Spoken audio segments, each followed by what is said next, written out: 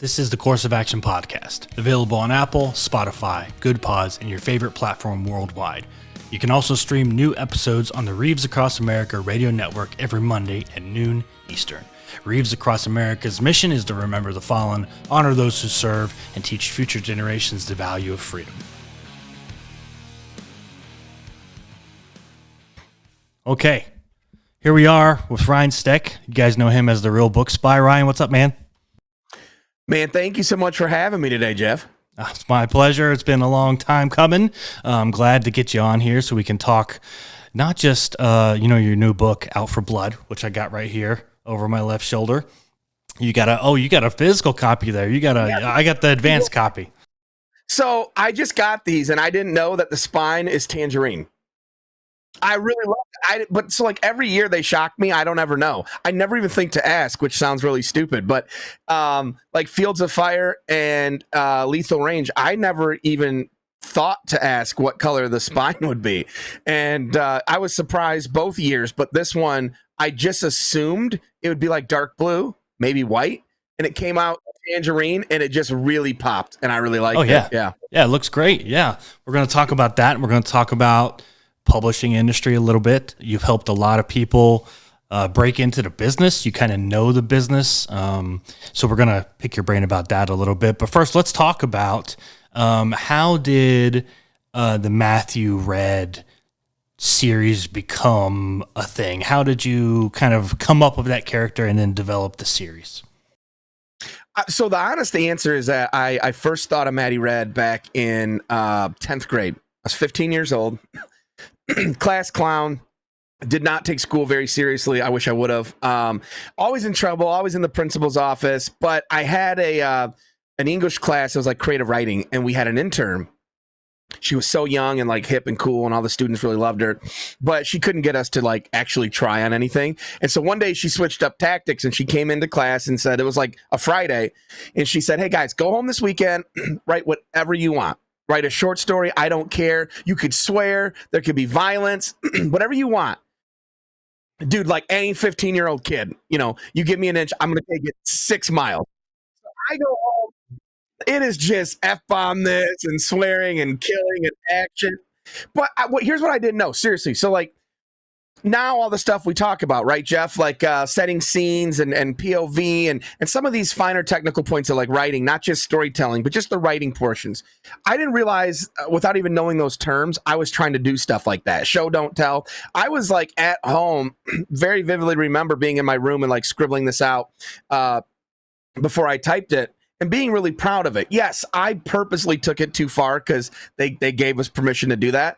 But I also didn't know it was a peer-to-peer assignment.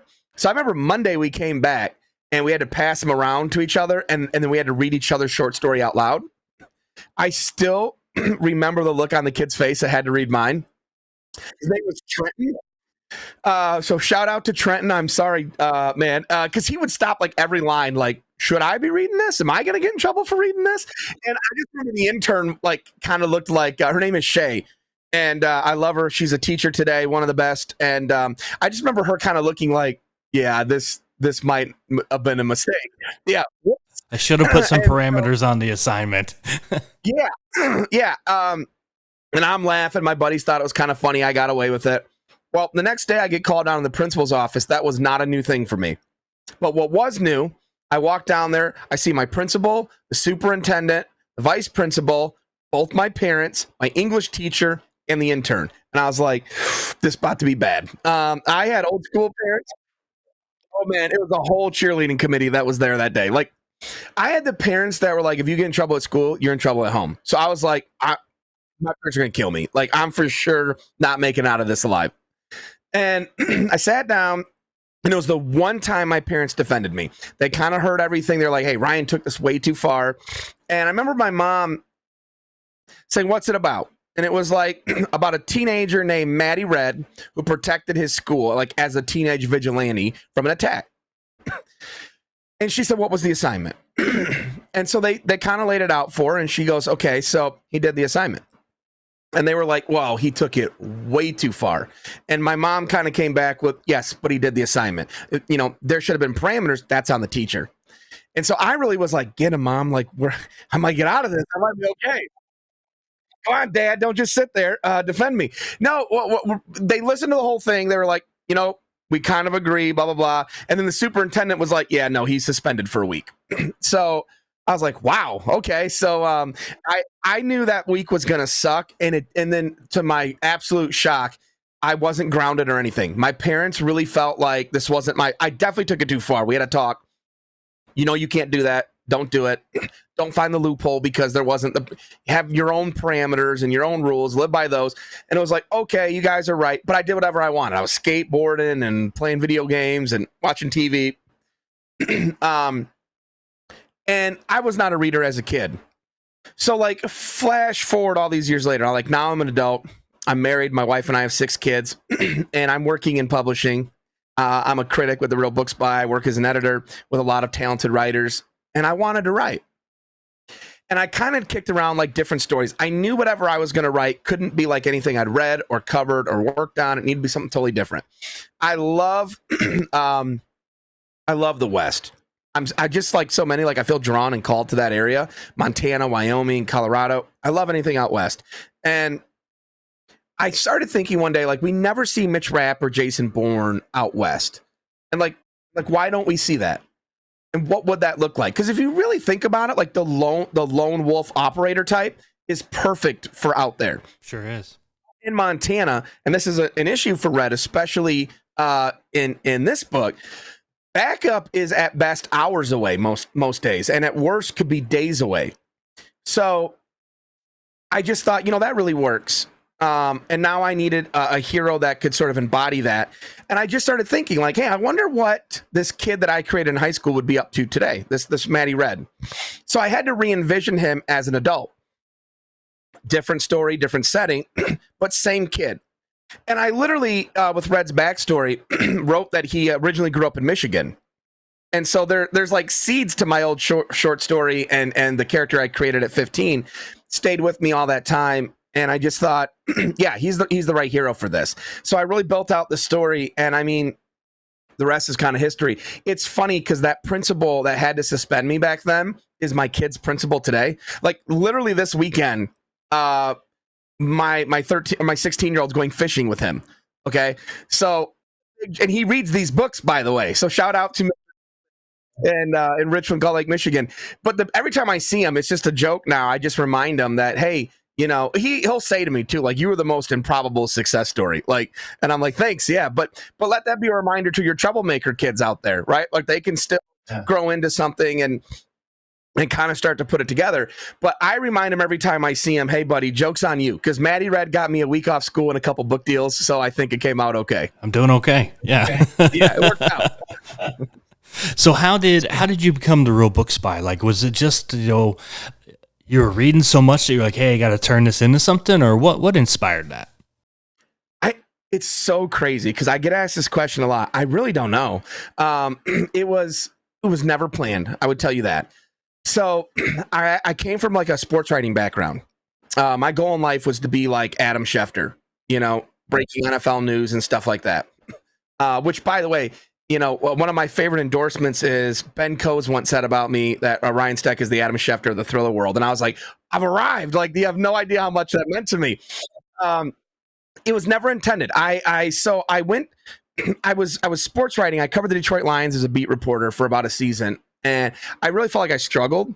And I sort of went to the doctor, and as an adult was diagnosed with dyslexia. So I didn't know I kind of had an idea something was off, but I didn't know. I was never formally, diagnosed or treated for being dyslexic or taught how to work around that. And so my doctor at the time said, hey, just go read. The more you read, the more your brain will, retrain to see words differently and stuff. So I went home, and I don't know why I did this. In my mind, if I'm going to conquer this and learn to write, I need to find another writer who's dyslexic. So I just typed into Google dyslexic authors, and the name Vince Flynn popped up. And I'm like, I'd never heard of Vince Flynn. Didn't know anything. Started checking out his books, but didn't even read one. And it was not that long later. I honestly, I'm not sure if it was days or weeks, but it was very, very recently after that, I turned on the news one morning and it was like famed New York Times bestselling author Vince Flynn passed away. And I was like, whoa, dude, I just heard about this guy. And there was something about it like, I read that he consulted on the show 24. I love that show, man, Jack Bauer. Mm-hmm. So I was like, oh, wow, I might like his stuff. And I picked up American Assassin, and I've never been the same since. I read the entire series in probably like 2 weeks. I mean, just devoured these books. I had a kid with pretty serious health issues, and at the time required like around the clock care. So I would get the night shift and I would use the books to keep myself up, but also as an escape, like the stress of a young parent, stuff like that. And I fell in love with Mitch Rapp, but it was one of those things where at the time I was like, man, there won't be any more Mitch Rapp because Vince has passed away. So I'm going to have to find authors like him. And that led to Brad Thor and Daniel Silva and Josie Rosenberg and Ted Bell and so many. And my dad reads more than I do, and I do it for a living. Okay, so he reads more books than I do. And I would ask him, who do you like? I'd look at his bookshelves. And I just developed this like real love of thrillers. And at the time, I thought I was going to go back to sports writing. So I'm reading Vince's series and I'm taking notes. As a sports writer, when you're watching the NFL game, you're writing the game story. You don't even know how it's going to end yet, and you're writing the game story. And I found myself doing that with the books as a way to practice, retrain the brain. I launched a Mitch Rapp fan site, and that was discovered by the people at Simon & Schuster. David Brown, Atrium Mystery Bus, was, I think, shout out to David Brown. Shout out David, who's like literally my favorite person in all of publishing. And I mean that sincere. There's no him. books by without David Brown. Like that's true there's probably no books by without Vince Flynn, definitely Ted Bell, but David Brown, certainly. He's the one that nicknamed me the Rapologist. And of course, look, man, all these thoughts that I had back then weren't even true. There is more Mitch Rapp. He lived on through Kyle Mills and now Don Bentley, and Mitch is alive and better than ever. And I wanted to go back to sports writing, but sort of found myself like, well, I'm reading all these books. I might as well talk about them, And it was around that time I started to notice like no one else is talking about these books. So like today you come to Twitter and you'll find those threads, those discussions, other people. But like back then, like 2011, 2012, like that wasn't a thing. Like it genuinely wasn't. There might have been smaller circles, not like it is today. This is pre-Mitch Rapp ambassadors, pre all this stuff. And so my wife watches the Oscars. I've never once ever seen any of the movies that win Best Picture, ever. It's always a movie I've never heard of. And yet all the movies I like are never even mentioned. So I watch all the $1 billion, like Marvels and Avengers and Endgame was one of the, Top Gun Maverick, like Fast and Furious. I love those types of movies, and they don't win anything. No, right? Not even mentioned. No, they're like, but in the industry, it's like, oh, these are so trash, and I'm like, oh, they only made $1 billion, but sure. And that's how thrillers are in the literary world. Now you have things like the Edgars and the Barry and Thriller Fest, but outside of that, no one's giving these books real attention. Maybe they are now, they weren't then. And so it was like, that's where it clicked for me. I had been editing a little bit. I was working with the late Ted Bell on his Alex Hawke series. I love Ted. He became a mentor and a close friend to me for many, many years. And I remember he said to me, I was complaining about this one day, and he goes, "Hey, buddy, if you build a website for this, we'll follow you." And I thought maybe he's right. I tried writing reviews for other outlets, and that I just decided that sucked. I didn't like not being my own boss. I didn't like being told what I had to read. That wasn't fun for me anymore. And I thought, no. The way to do this is like, if you see Publishers Weekly or Kirkus or someone like that, Book List, they run a review. You don't even know who wrote it. You can't go talk to that person about the book. I just want to be here to talk about thrillers with other readers and help you. If you love Brad Thor, I can tell you, check out Mark Graney or Brad Taylor, right? Yeah. That was the whole concept and the idea of it. And so I launched the Book Spy almost 10 years ago. There really wasn't anything else like it. Today we have some competitor sites and stuff like that, but it just took off so quickly. I really wasn't ready for it. in the lead up, I was working with a partner who was essentially investing in a very nice website. It was going to be called The Books By. And I found out that behind my back, he was trademarking that. So The Books By. And that's why I went out. It was like bare bones on WordPress, The Real Books By, and I trademarked all that. And that was sort of my way of taking back the idea. I got out first. He rebranded and came out with like a different website, caught zero traction because he didn't have anyone to like do the reviews and all that. It lasted like a couple of weeks, and then he basically quit and walked away. And I've always just stuck as The Real Books By, and that was sort of how the moniker came to be, right? And I never expected it would take off that fast. And now, here we are a decade later, and this is the first year that we're right now tracking to clear 3 million unique impressions this year. So when you talk about readers, and some people say like thrillers and mysteries are dying breed, that's not true. I don't believe that. I don't either. Yeah. I don't either. I think there's enough traction now. And, with self-publishing, that's changed the game. People have access to a lot of tools outside of just getting the ISBN on the back of the book. They have marketing tools from all these different companies, social media. There's people you can hire on Fiverr to do, things for you. I mean, you can, if you're willing to spend the money that a traditional publisher would normally spend, you do that yourself. You're investing in yourself. There's a lot of opportunity out there to make some noise, and there's some self-published authors that I'm sure you know of that have done great. I mean, how has the industry changed in this decade that you've been the Books By? Oh, that's a great question. It's a broad question, but I don't think I've ever really been asked that. Seriously, that's a great question. I wish I had a better answer. I would need to really think about it. I mean, okay, so one thing, I think now it's way easier for people to get like advanced copies. Yeah. Now people are familiar with like NetGalley and stuff like that. It wasn't quite as simple 10 years ago. I don't think it was more like selective, which probably is one of the reasons why I took off so quickly. So you get access to the advanced copies and you're like the first review out there. You're going to get the traffic and stuff from that. That's one thing. I also think from the writer's side, the biggest change is that I think authors are not just expected to be authors anymore. Now they're expected to partake in the marketing and publicity efforts in a way that I don't know that they were before. Everyone looks at Jack Carr, and he's a great example. He's cracked the nut. I'm probably the biggest Jack Carr fan alive, and it's not even just because of the books. It's the person. As a friend, man, I have so much love and respect for that guy. I've done, I think, 20 interviews or so. I think he might be 21, somewhere around that for this book launch. And I've talked about him in every single interview. Either I bring him up, whoever's interviewing me does. Like, he comes up all the time. And there's a reason for that. He really, he's got the best publicist in publishing behind him, and he's still innovating and finding new ways to go about it. It's awesome, but it's not something you could replicate. You're never going to out Jack Carr at being Jack Carr. So everybody else that comes along is like, well, I'm going to do what he does. You will never do it as well as he does. And the reason it worked for him is it was new, it was fresh, it was unique. So I think writers more than ever are struggling to find their footing in this industry. The other thing, like with that, is I have legitimate concerns about publishers investing into the longevity of certain series. So let's look at the books that you and I read, that we both like, that we both cover, right?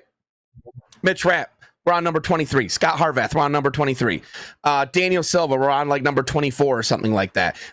Same thing with Lee Child. Same thing with, and I could just go down the line of authors. Greenie. So you have this wave of authors that took off in the late 90s, early 2000s. That was Vince Flynn, Brad Thorpe, Ted Bell, Josie Rosenberg, Lee Child, Dan Silva, on and on and on. That next wave was like Mark Graney, Brad Taylor, a few others. That next wave, it's getting smaller. It's like Jack Carr, and we don't know. We don't know. And I'm saying that as an author myself. But I love in 20 years, man, we're coming back and I'm holding up, Red 24. That'd be awesome. Right.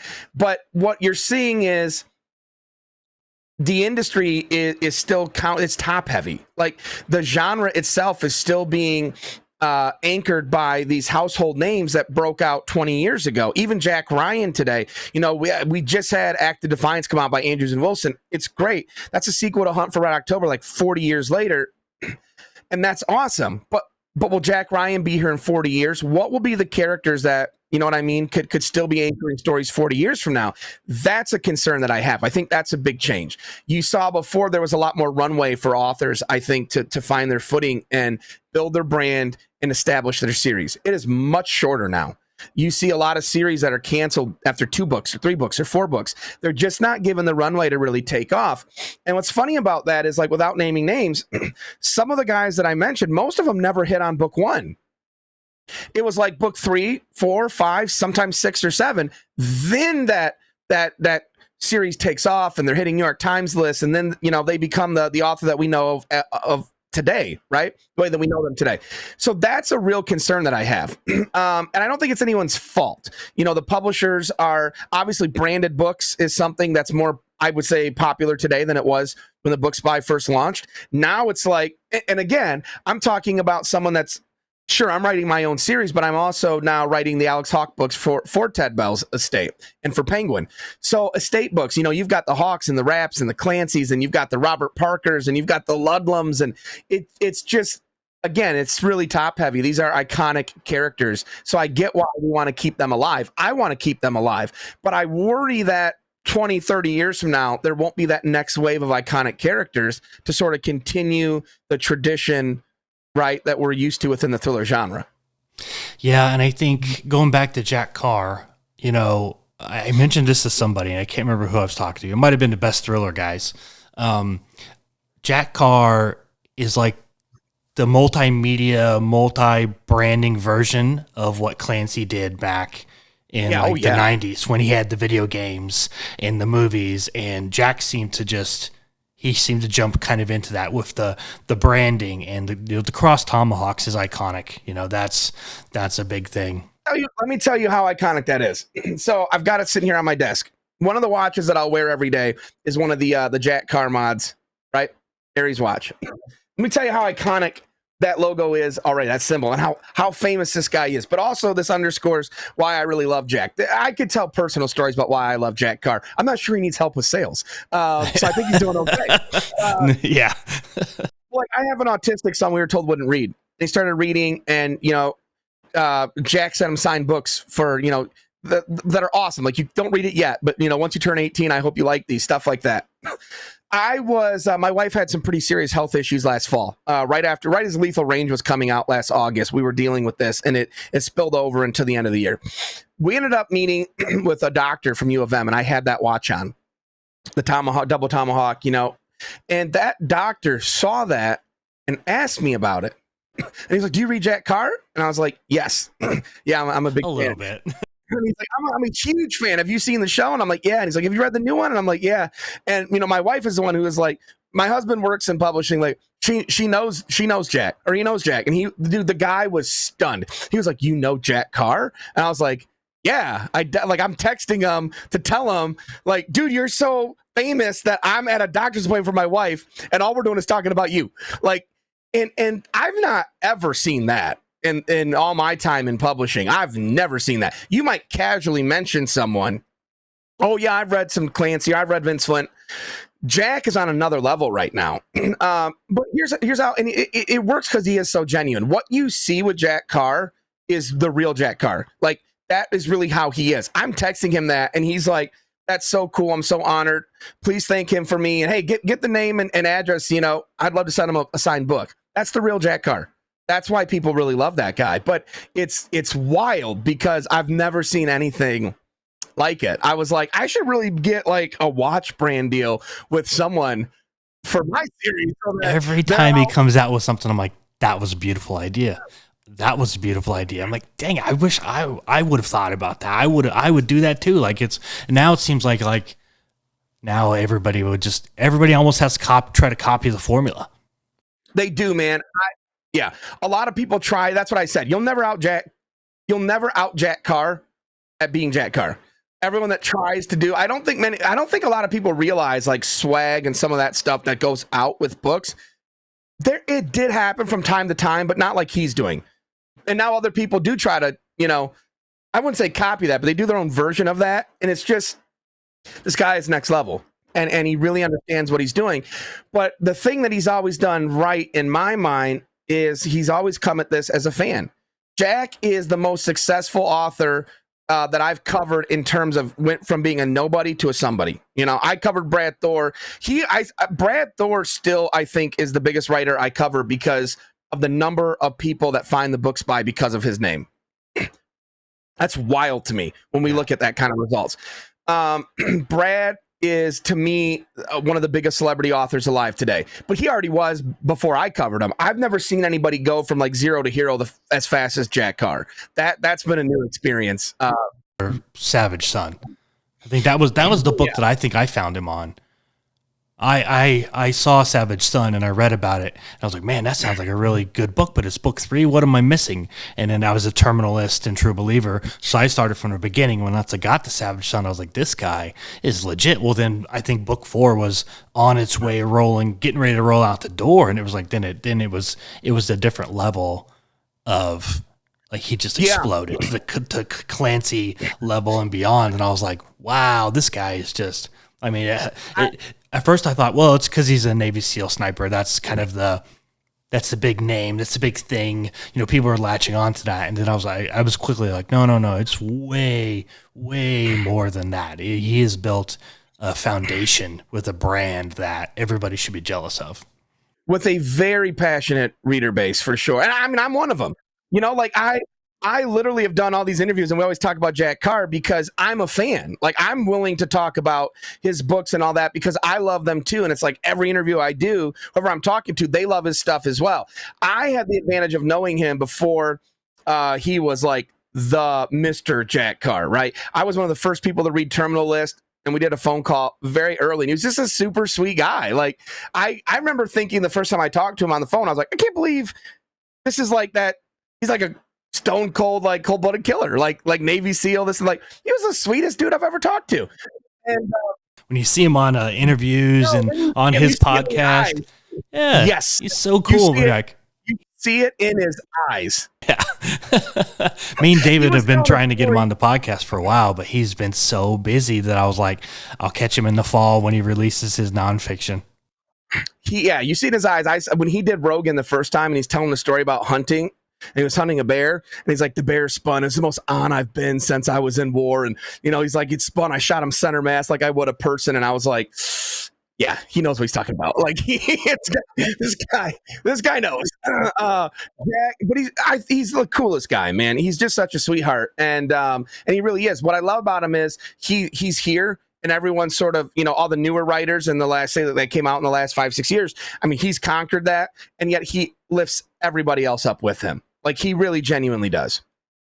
So what has, because the industry's changed a lot where, like Brad Thor and the Vince Flynn fans, that fan base, they've had those, Thor's on book like 23 or 24 now with the Athena book that he did.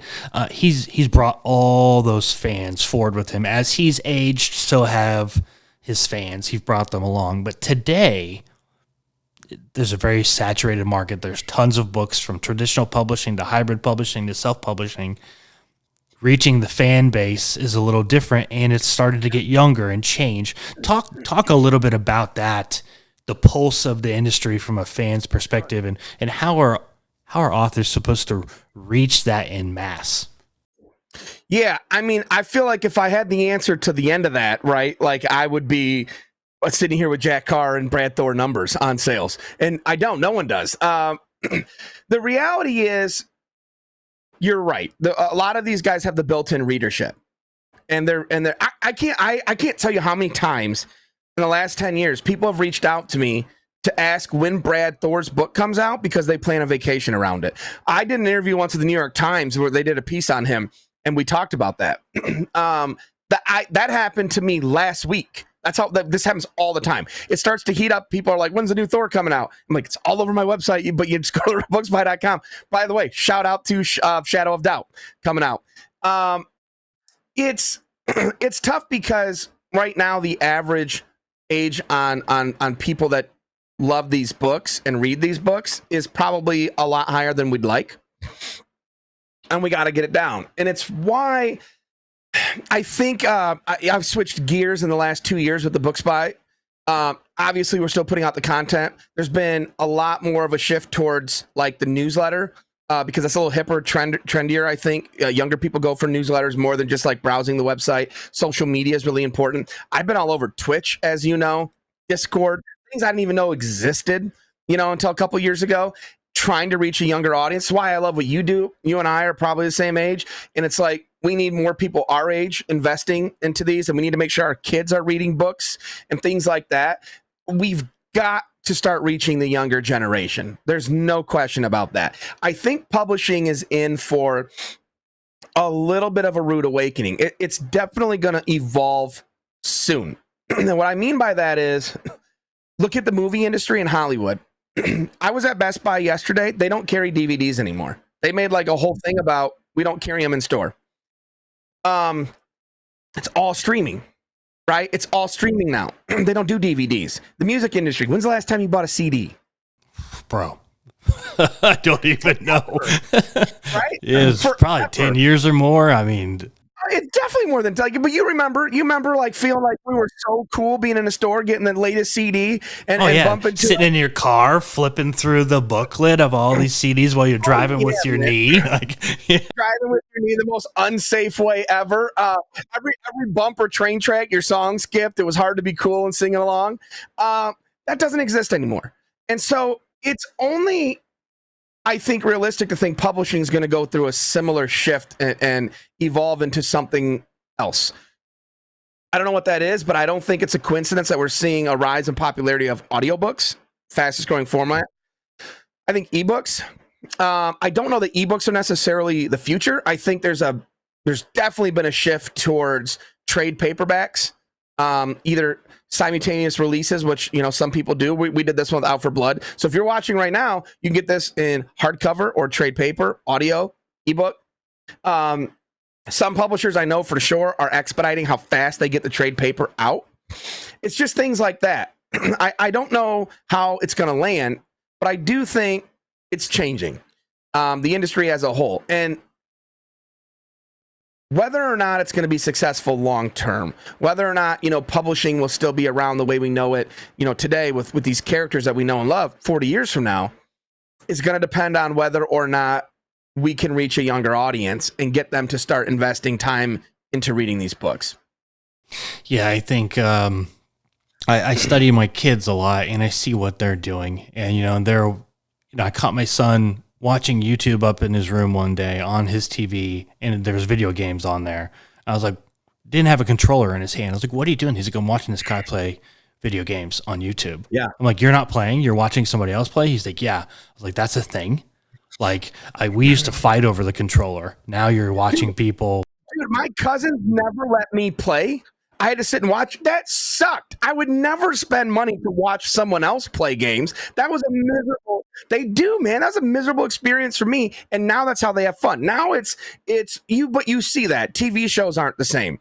Remember, like TGIF back in the day? Yeah, I mean, you had that. You were cool if you knew about that. You know what I'm saying? Like it was the latest show, and those are dying out. I would even argue that, like, and I could be wrong. I don't watch a ton of TV or movies because I'm always in my office. But like The Big Bang Theory ended after 12 years. That was a show I did love. I don't know that we'll see another run like that in like a comedy, TV show. Everything has changed, and now kids don't just look for like, let me go watch this cartoon like me and you did. They're like, let me go watch this YouTuber. I'm gonna go watch Mr. Beast, and I'm like, what's a Mr. Beast? Right now I know everything because I bought all his stuff and all of his chocolate for my kids. And it's like, that's their generation sitting in front of cartoons. Only they can do it on the go wherever. And in smaller increments too. Like we used to watch half-hour cartoons. They're watching 30-second clips over and over again. They might spend half an hour or more doing it, but they're only consuming content, 30 seconds to a minute at a time, and then they're scrolling. And it's like, in a way, it's kind of like reading a book. It's a page at a time, but every time you scroll, content changes. Whereas on a book page, it doesn't necessarily. So it's like, how do you tap into that younger audience and get them to understand that? That's for sure. When they always have one of these in their hand. It's that microwave America. Okay, it's the instant gratification. I want it right now. I want it right now. I want it right now. That's why the shift in how we even write books, and I'm talking like as an editor, but an author. Go back 40 years, Clancy could do like 40-page chapters. That wouldn't even get published today. So today what would happen is people would pick that up and they'd be reading before bed and they'd go like, oh, I just read for an hour and I read like one chapter. This book is so slow. But if you take the same 40 pages and you cut it into 4 chapters of 10 pages and you just segue a little differently, people start reading that. They're like, I read for an hour before bed. I knocked out 4 chapters. This book is so fast. It's really the same thing.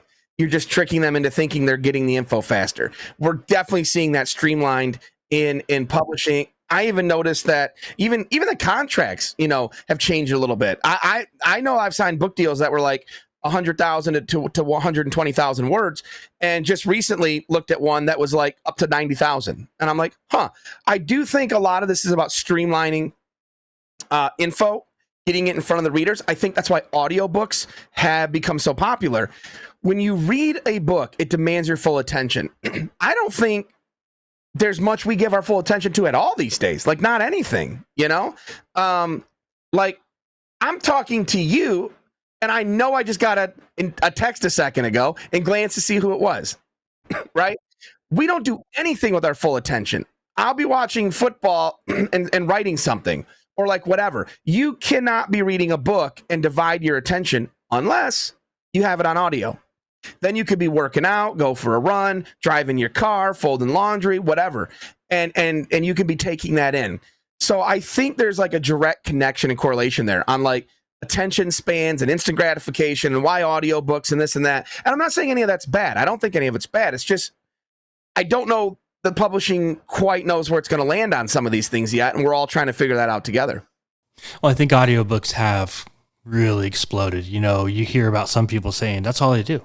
I listen to audiobooks. I put it on while I'm working out, while I'm at work, and I just listen to audiobooks. And some people can consume it like that. I especially see that over in nonfiction.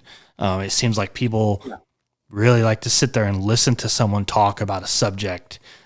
Seeing it a lot with people in fiction now, like, the audiobook lends characters, you get that right voice, and it just really explodes the story. And I think people are really getting into it. I even have a Audible subscription now just because I've been trying to easy way to go back and listen to old books that I no longer have or can't find, and I want to listen again. I think that's a really good way, and it has gotten bigger. I think it's definitely a more demanding. I can tell you how audiobooks have become valuable for me.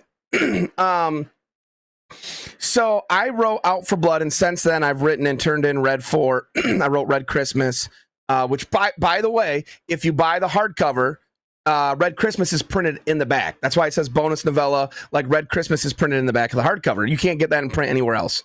But I had written Red 4, and I wrote Red Christmas, and then I wrote my first Alex Hawke novel. So like I was asked to take over that series for Penguin and for the Ted Bell Estate, and such an honor, and I'm so thrilled. But I had to come back for like the media circuit to talk about Out for Blood. Obviously, I know the book. I'm not just going to forget it. But what does start to happen is now I'm working on like Red 5 and some other stuff, and it all blends together. And I almost mentioned it would have been a small spoiler, but I almost mentioned it. Something that happened, you don't find out till the epilogue of this book. It's not earth-shattering, but it's not mentioned till the epilogue. But in my mind, I thought it was earlier, and I almost said it in an interview, and literally I got off the interview and was like, wow, like my books are all starting to run together for me now. It's like one big story.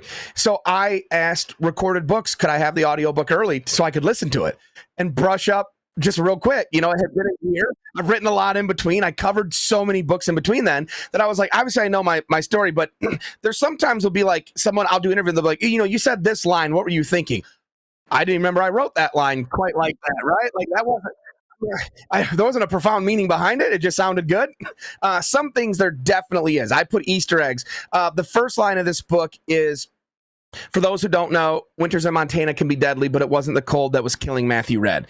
That's an Easter egg only for me that no one else really knew, because when I wrote the original draft of Fields of Fire that my agent made me go and completely rewrite and change into something different, the story that you see on shelves today doesn't even have snow in it. Doesn't even there is no snow, new opening, new everything. But the original line of my first draft of Fields of Fire was, for those who don't know, winters in Montana can be deadly. And I was determined to bring this like a full circle thing for me. And when I signed the second contract with Tyndale for 3 and 4, I was like, I'm gonna work that in there. And it just worked out to be the first line. But audiobooks for me have now become invaluable, but not in the way that I think everybody else. When I took over the Hawk series, it was like a daunting thing for me to have to go figure out the voice I was going to write with. I do not want you to pick up Ted Bell's Monarch. That comes out March 25th, 2025. I don't want you to pick that up and go, this just feels like a Ryan Steck story. It needs to feel like an Alex Hawk story. And it needs to be somewhere between Ted Bell and me. And I had to find my voice. The one thing I promised Ted's daughter, Birdie Bell, the wonderful Birdie Bell, actress, model, terrific human, close friend of mine, I promised her I was going to give it everything I had. And I said, I can't write like your dad all the time. I think that would feel fake. I've got to find my own voice. But I promise you, every time Alexander Hawk opens his mouth, it's going to be your dad's Hawk that comes out. So this is true. My wife would tell you this. It took like 6.5 months to write Ted Bell's Monarch. Every single night for 6.5 months, I fell asleep with one of Ted's audiobooks on. And it was so I constantly had that voice in my head all the time. And my wife, so I was walking around talking like a Brit, for like 6 months. And I'd be like, I'd stub my toe and be like, the bloody chair and stuff like that. And my wife's like, this gotta stop, babe. Like, you need to go write one of your books. So I got done, and it was like the first night I couldn't fall asleep without John Shea, his narrator, reading me Alex Hawk. I was my wife's like, this is great. I remember when I typed the N and sent it off, she's like, so tonight we don't have to listen to audiobook to go to bed, right? And I'm like, yeah. And she was just sound asleep peacefully, big smile on her face. And I was like, I forgot how to fall asleep, like but it was so critical, I think, to me nailing Hawk's voice. I'd be in my car listening to audio, but just anything I did, I'd have even as I was writing, sometimes I would have the audiobooks on in my office, just hearing that cadence that Hawk talks with. He has a very unique cadence and word choice selection, and it was just a lot to nail. And I was really, really hell-bent on making sure that I nailed Hawk's voice. And I honestly don't know that I could have done that without the audiobook. So I found myself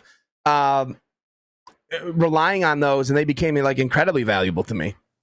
So one more publishing question, then I want to talk about Out for Blood. Sure. What is one of the, you've helped a lot of authors kind of break in and find their home.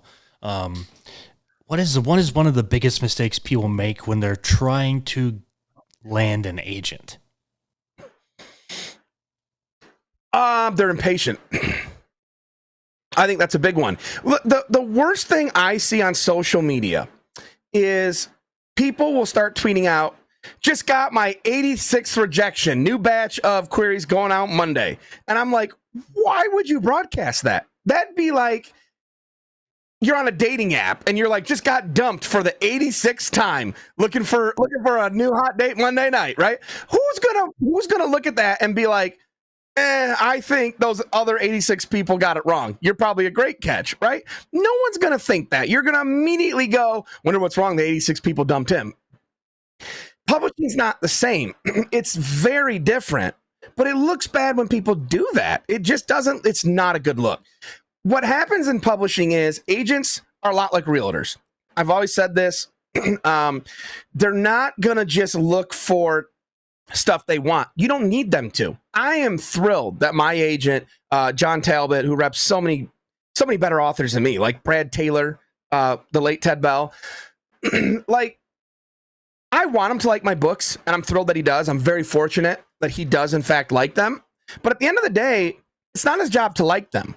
It's his job to sell them. So if you hire a realtor, like you decide you're moving tomorrow, you're going to get a realtor. You don't need that realtor to want to buy your house. You don't even need them to want to live in your house. It might be nice if they come in and they go, wow, beautiful home you have here. And you're like, thanks.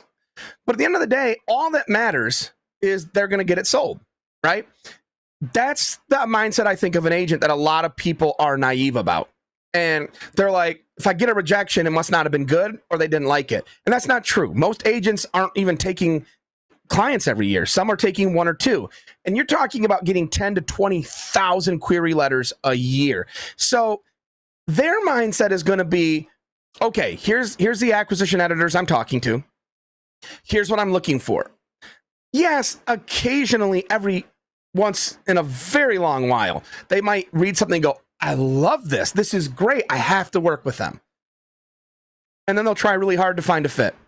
But I think more realistically, the mindset is, hey, I know kind of what I'm looking for to sell, and I'm going to look for something that fits that. And they're going to want the best thing that fits that, right? Not the first thing, but the best thing. So, yes, they're still going to look at your work. You have to be a good writer. But I mean, you got to be able to write and tell a story just to get your foot in the door. The next thing is, there's got to be a demand for that kind of a book. And the pendulum is always swinging, right? So just because you're getting rejections now, I mean, ask questions if you can. If you're getting a rejection, you have the right to email back and say, hey, just thank you so much for even looking at this and taking the time. I really appreciate it. If you had any suggestion or feedback, I'd be really open to it. What you might find is that the market's just not right at that time for that kind of a book. And if you just sit back and wait, the pendulum will come back in the other direction. I did an interview with an author once on the Real Books Buy, and he mentioned that he went out to, he started querying, and he didn't hear anything for like a year, and he basically had given up. And then like a year later, his agent called back or emailed back and said like, hey, I'm sure this has been scooped up. You probably have representation. He did not. He signed with them. Then they went out to publishers. So they went on sub to publishers, and nothing happened for like I can't remember exactly. It was like 8, 9, 10, 11, 12 months. Nothing happened. And I asked him, like, did you get discouraged? And he's like, well, the difference between people that are published and those who aren't is you have to like have the disposition and temperament for this. Yeah. So you just got to trust the process and keep the faith. And it was like all these months later, it was Emily Bessler at Simon & Schuster, Atria Books, who contacted the agent, was like, hey, I really like this. Is it still available? And they ended up doing like 4 books in a series for Emily Bessler. That is probably more the norm than not.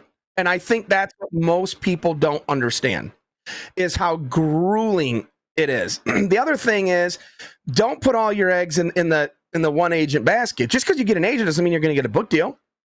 There's no guarantee. That's a good point. So it's a long process. You've got to steel yourself. So what do they do wrong? I don't like the optics of got 800 rejections, but I'm not giving up. Okay, that's great. You shouldn't. You definitely don't. That should go without saying. Don't stop writing either. Don't stop writing.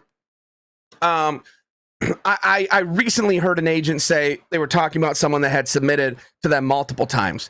And they were like, this person has tweaked and revised the manuscript for like 3 years. They should have 3 more manuscripts by now.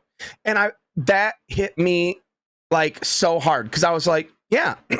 I once heard Mark Graney say, when a writer's got their back against a wall, the only way they can write their way out of that is just to write. That's what a writer has to do. And dude, that's so true.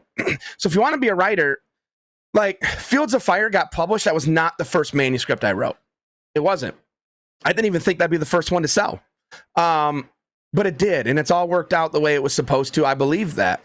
But keep writing. Don't just write once and then put it out there. And if it happens, great. And if it doesn't, oh, shucks, it didn't. Go write. Write because you have to. Don't do it to, get rich or get readers and fans and all that. Write because you so have to get the story out that it's going to drive you nuts if you don't, and you feel like you owe it to yourself to put it on paper and see what it looks like, and then get that to agents, and then get another story you're passionate about, and then go write that. And if no one picks up the first one, come back with another one, in a year, and see what they think of that. And just keep going. Like, if you really want to be a writer, you're going to hear almost all authors I know a lot of authors, their story to getting published is more like that than it is, oh, my first book got picked up. Steve Barry wrote like 12 books before he even got an agent. And look at him now. You know, Cotton Malone is thriving, and he just re-upped at Grand Central, and I mean, he's got an amazing career. But people hear, you know, that like the one hit, you know, the TJ Newmans, the Jack Carr. It's like, yeah, you know, I made it big with my first book. That does not always happen. That's pretty unusual. They're the exception. Look to every other author, and I promise you're most likely going to hear a story that was like, this was grueling. I couldn't get ahead. I kept getting no's. Even TJ Newman tells she got like 40 something rejections, right? That's just part of the game. Kyle Mills once told me, you're not a real author until you've got 30 rejections. Okay. Yeah. I mean, that's probably fair. I mean, Yeah, if you think about it, I mean, people get rejected all the time. And again, going back to what you mentioned, like sometimes it's timing. It's just there that story is great. It will not live in this market. Like what is going on streaming services right now that everybody's consuming content with, you know, is it Yellowstone? Well, then obviously anything related to that genre, even remotely. I think that's why Fields of Fire sold. I was writing about Montana before Yellowstone ever came out, and all of a sudden that show blew up. And there's like, honestly, Jeff, when I first wrote Fields of Fire, I remember the day I signed my contract, meeting with my publisher, my agent, and we were talking marketing. And I said, you know, this book at its heart is really a modern Western, but like, I'll never call it that publicly. I don't think people want to hear that. So it's like, you know, it's a CJ Box meets Vince Flynn and all that. Yellowstone took off. And the first interview I did, they're like, Ryan, what kind of books do you write? And I was, so anyways, they're modern day Westerns. You know, like I changed tune so fast on that. Yeah. Because it just hit, man. That's what took off. And I was like, yeah. So anyways, I love Westerns, modern Westerns. It was everything I thought I would never say. Mm-hmm. It came back around. That pendulum was always going to swing back. I think you got to remember that. And this mindset that agent said no equals my manuscript isn't good. That's not a reality. It can be true at times, but as a whole, there's no absolute this equals that. So a rejection equals not good. Otherwise, there's going to be 44 agents sick over losing Falling by TJ Newman, which only went on to do $1 million book deal and $1.5 million on the movie and blah, blah, blah. New York Times bestseller. And TJ Newman is great. Tori, nothing but love for her. Big fan of her work. It all worked out how it was supposed to. You know, I don't think she got down on herself and thought with each rejection, oh, shucks, maybe this book's not good. Just understand the way the game is played. And I think that will help a lot of people. Let's talk about Out for Blood, the new book that's coming out. This will be release week when we drop the episode, so it's out now essentially. But let's talk about Out for Blood. And where did you take Maddie Red this time around? I've read it already, but for those, and spoiler free, obviously, because we want people to go pick it up. But where did you take Maddie Red this time, and why was it essential to go there? With this book, I wanted to strip Red right to the studs. I think when you first meet him, so if you've never read my books, Fields of Fire introduces Matthew Red, a former Marine Raider who comes back to Montana's little hometown for the first time in over a decade to investigate the death of his adopted father, a cattle rancher named Jim Bob Thompson. And in that investigation, he's digging around. He accidentally unearths a global conspiracy that only he could stop. Since book 1, and then book 2, Lethal Range, came out last year. This is book 3.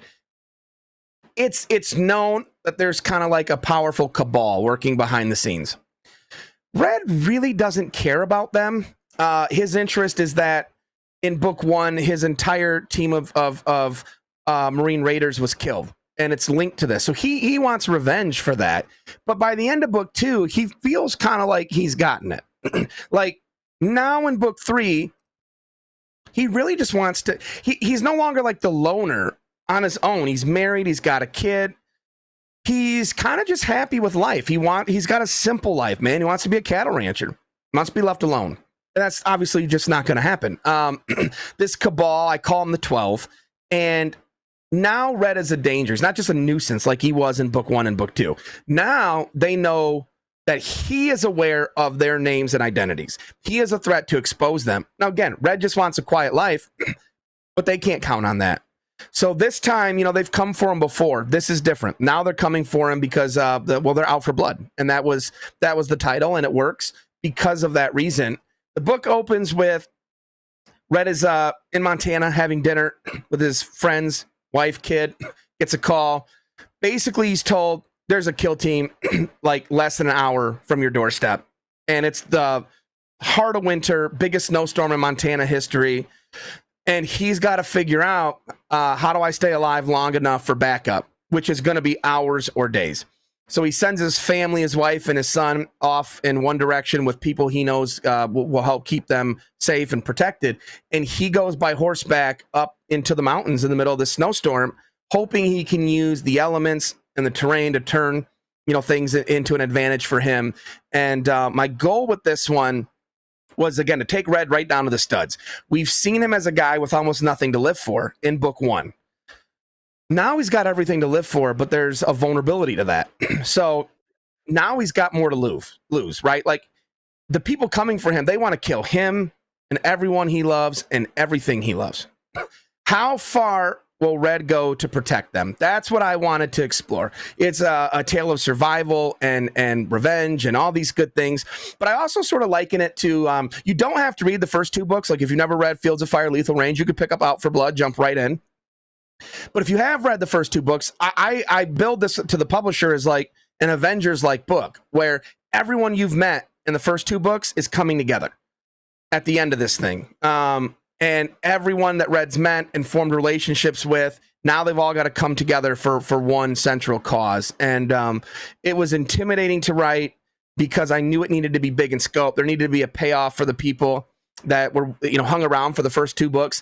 It needed to really pop right away for newcomers that weren't familiar and didn't have that experience with Red. And it's the biggest thing I've ever written. It's the longest thing I've ever written. And it was a lot of fun. It gets a little primitive there. Yeah. Middle towards the end, he's really fighting there for a second. So where is, you said you worked on the Ted Bell, you're taking over that series. Where is the future of Matty Red going? Spoiler free, obviously, but give us a clue as to what's kind of next. So I had reviews of Lethal Range where people said Red's such a hothead. Like, the guy has such a temper. Well, that was by design. I mean, I think that is how he's been. You see him pulling back from that a little in Out for Blood. He's older. He's more established in life. He's got a family. He's happier. All that's threatened, and he's got to become this warrior again, right? I mean, he instantly has to become the killer that he was to protect those that he cares about most. But I was never, in my mind, done developing Red and his arc in this book. If you've read my books, and I have to say this, like, it's tricky because I don't want to spoil anything, but there's parallels to fatherhood between Red and his father. And I don't want to give that away or spoil it for those who haven't read Fields of Fire, because there's some surprises in there. But with Red 4, will come out next summer. I'm really proud of this book because Red's taking another step in his level of maturity. And he's faced with kind of a dilemma that his father before him also faced. And there's a big full circle moment at the end of that book that also doesn't tidy things up in a way where Red's done. He's coming into his own, but for me, that only solidifies the hero that I need moving forward. So I have a lot of stories left with Red and a lot planned.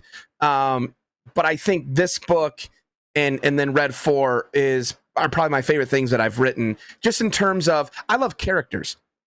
I got into this business. I became a critic. I became a writer because I love Mitch Rapp.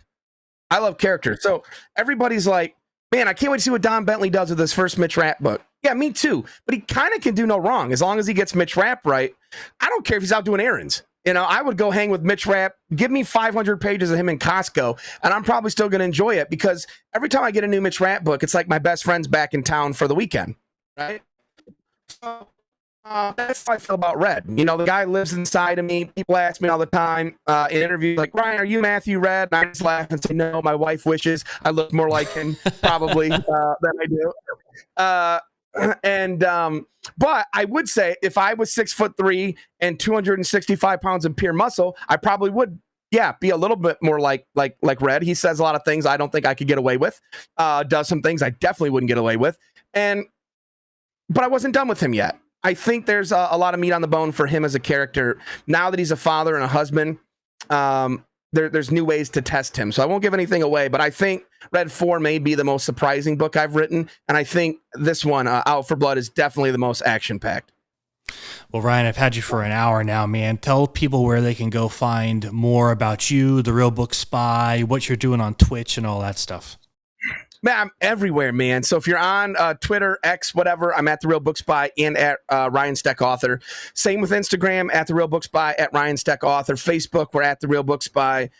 You go to twitch.tv, Ryan_Steck. I'm there. A lot of author interviews and just talking and hanging out. We do all that. If you have Discord, you can find my Discord server. I'm on Goodreads, BookBub. I'm pretty much everywhere. All right, brother. Well, congrats on the book launch. Out for Blood is awesome. It's going to do great. And again, we'll do this again next year when the Ted Bell book launches. I think people might see some stuff from us sooner than that. Yeah, collabs. I'm a big fan of what you're doing, dude. So keep doing it. We need podcasts like yours, and I really love it. So shout out and big congrats to you for being successful with this.